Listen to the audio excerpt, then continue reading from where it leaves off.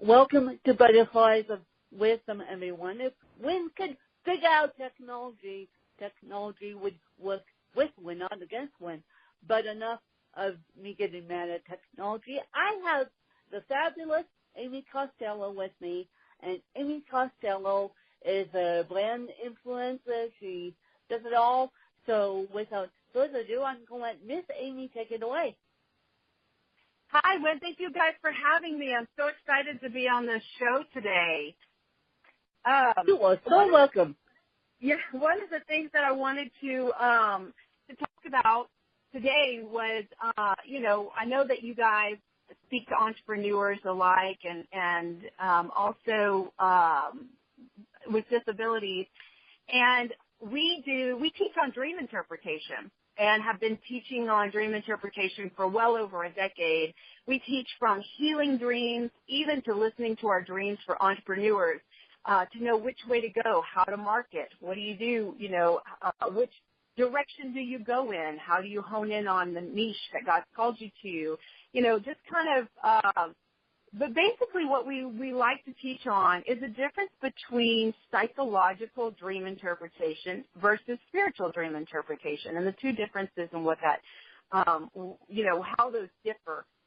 Psychological dream interpretation is the Freudian and Jungian interpretation. It's more of a, the answers are from within. Their belief is that the answers are from within. We teach it from more of a spiritual concept, which is that there's a greater being, a higher being outside of us, and that is pulling us into our path of destiny. And so therein lies the basics between psychological dream interpretation versus spiritual dream interpretation. But really just honing in and knowing that this great big God of ours, or this light or source, this thing that's bigger than us, is calling us into a path of destiny and purpose, all the way from, healing and to what should I do with my life, to how do I get through this rocky situation right now that I'm in. And so we believe that dreams bring us divine strategy, divine wisdom, that gives us divine direction. And, it is a parabolic language. And so our goal in our organization is to teach people the parabolic language of heaven. Wow. The parabolic logic of heaven. Jeez. I don't know if you know this, you guys, but I was called to the Academy of Arts in Kona, Hawaii, sitting in a boat being pulled in the Kona Island. So I was called for the Academy of Arts to be a journalist while doing the Kona Island. And so that was my dream that God called me to do, and now today I'm pursuing that dream. So, Amy, for those who are listening to this podcast, and of course they're bedbound, and of course they're disabled, but they have a dream, what would you say to them to get that dream started? Yeah, so that's one of the things that we, our organization teaches a lot on. It's one thing to have a dream, which everyone does, so it's great, it's a great job because it never will go out of style and I'll never run out of clients. So dreaming is, everybody dreams.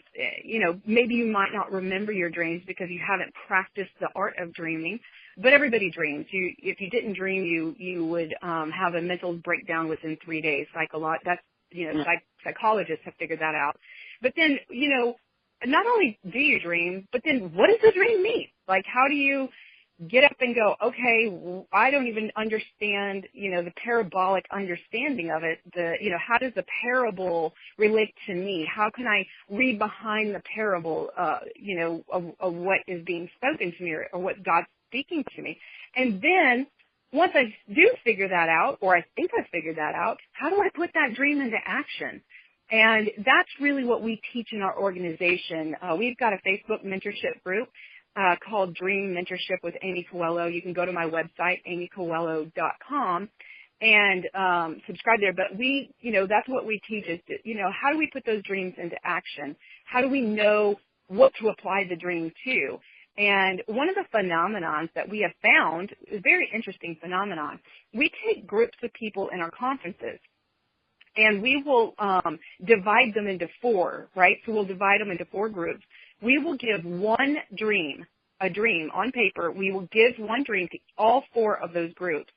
And the phenomenon is that even though none of those people have ever interpreted dreams before or even understood how to read a dream, group think and communicating with one another will actually bring out the dream interpretation. The core aspect of the dream always comes forth.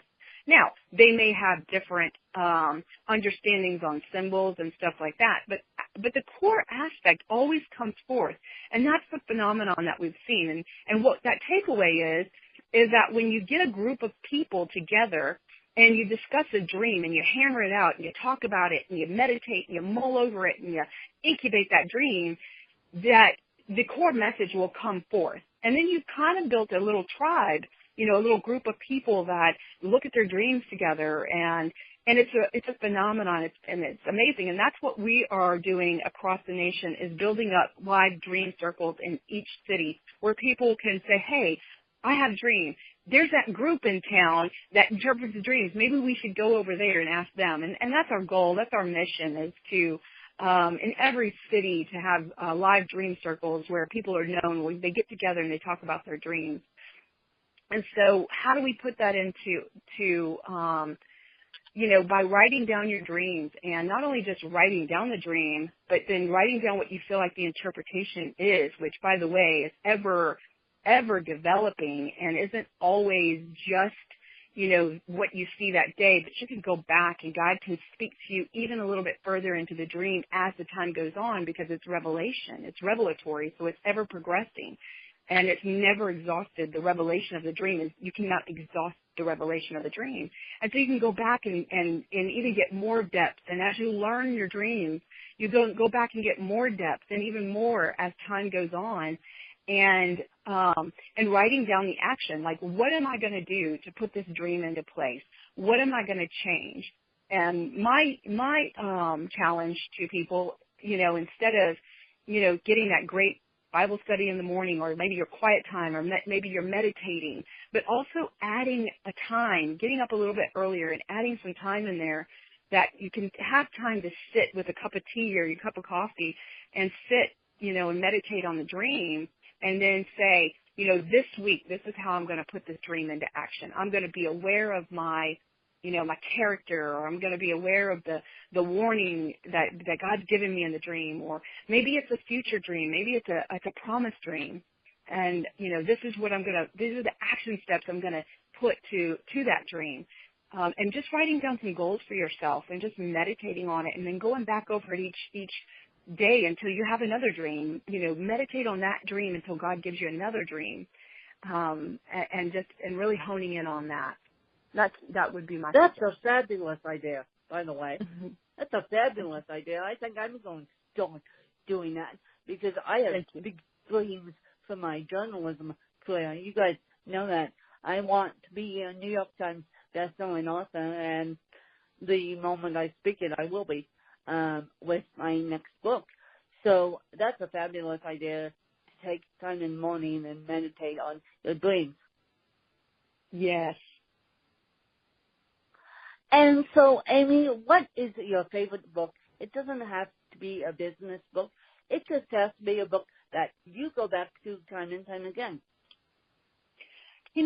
I would say that my favorite book in this season, I've got two of them. One of them is Power of Imagination by Carrie Kirkwood, author Carrie Kirkwood's Power of Imagination. And it just came into my life at a critical time. And it was life-changing for me, absolutely life-changing. And it really put into perspective what our imagination is for, which then plays in a lot with dreams. How we dream. Not only do we dream at night, but we daydream. And then what is deja vu? And then what is your imagination? So it all plays in together. And that book came to me in a critical time that totally changed my life, rocked my world.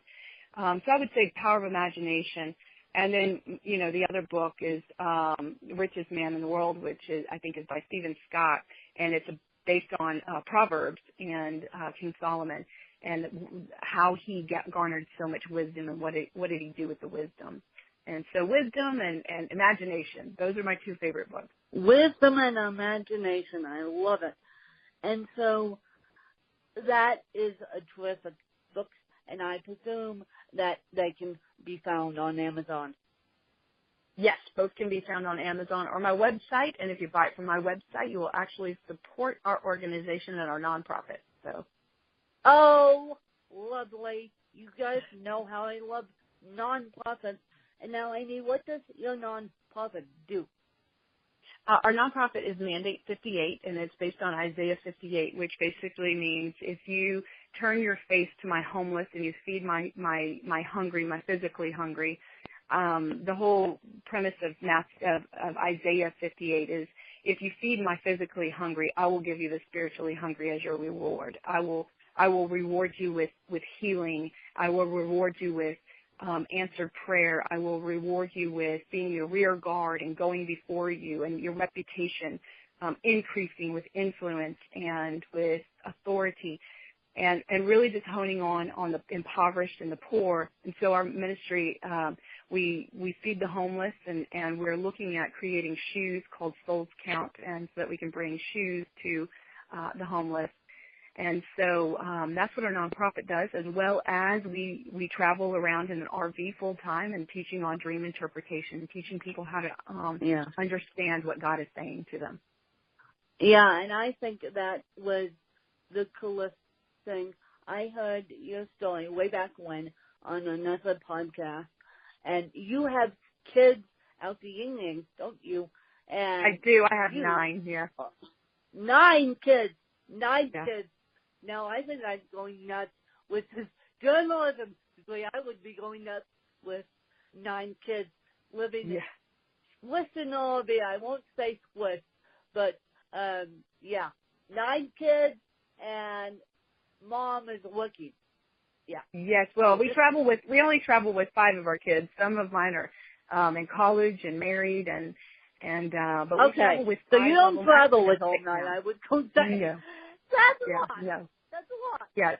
We have a 40-foot rig, and we put all 5 kids in here and 2 dogs, and we travel around and teach the Word of God. No, I don't feel like I'm going nuts, but I would love to ask you while I have you on the phone, if you had to be educated by anyone, who would it be and why?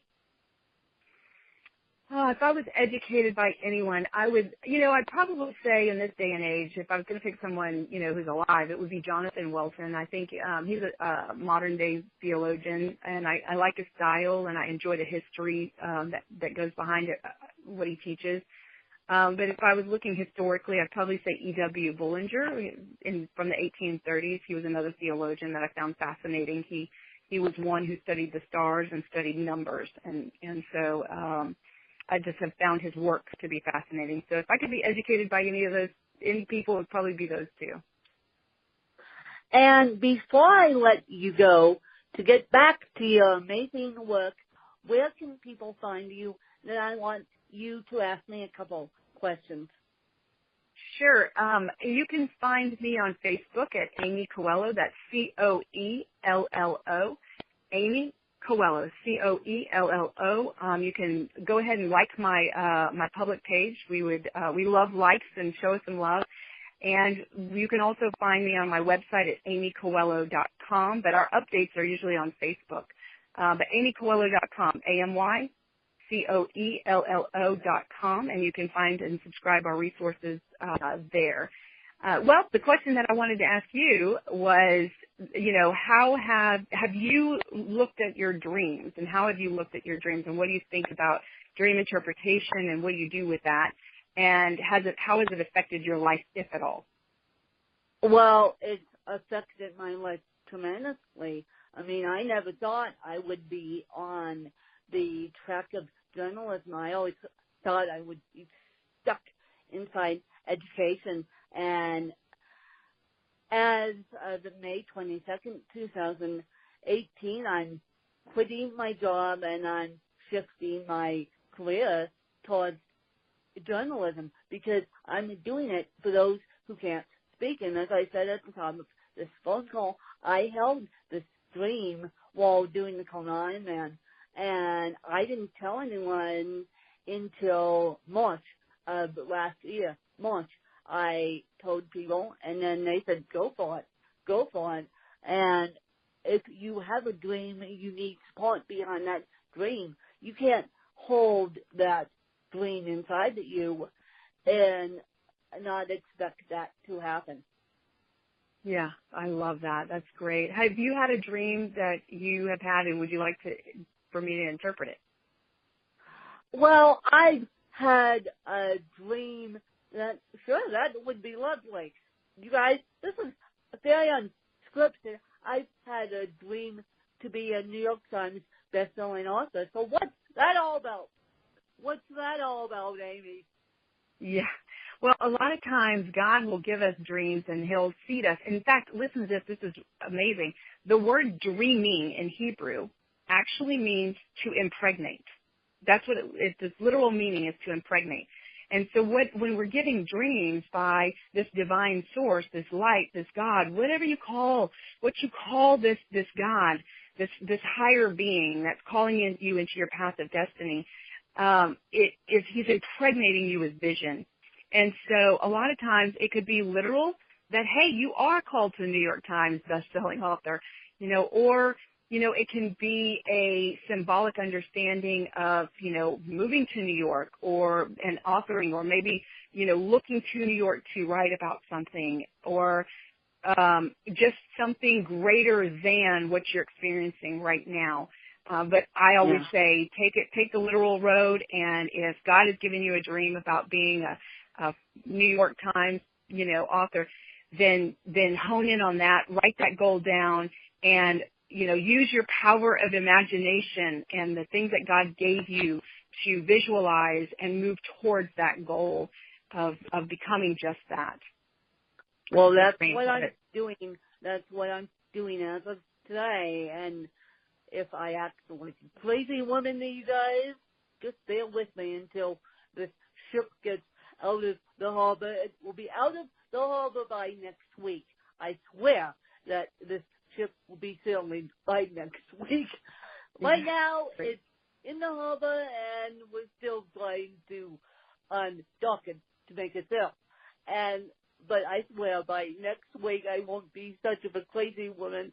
And Amy, I thank you for coming on my podcast and sharing your story and sharing where people can find you and sharing all about dream interpretation. And I thank you for interpreting one of my dreams. And yes, I will still stick to that dream. You guys know that. And so I thank Amy. And Amy, what would be your closing piece of advice for this interview? Thank you, and I want to thank you for having me. It's a real pleasure to be on this podcast. I look forward to it. My closing advice would be, listen to God. Listen to your dreams. He is placing in you divine strategy, divine direction, divine wisdom. He cares about the situation that you're in. This big, great God of yours is guiding you and leading you. Seek to understand that parabolic language of heaven. It opens up a whole new world to you. That would be my closing advice to your audience. Well, just live your dreams, you guys, to the best you can. And as you know, I'm shifting out of education and becoming a journalist, which is one of my big time dreams, and I'm actually doing it. So if you guys want to get a hold of me, you can either get a hold of me via email, aspenwin@gmail.com, or via Twitter, Win Kelly Talk, Win, W-I-N, Kelly, K-E-L-L-Y, Talk, C-H-A-L-L-A-S is my Twitter handle. And, of course, Amy is all over social media. And we'll have Amy's social media in the show notes on her website. And again, I thank you, Amy, for coming on. And I hope you guys enjoyed another fabulous episode talking about dreams and living dreams and how to interpret them. And I thank you guys. Bye. Bye-bye.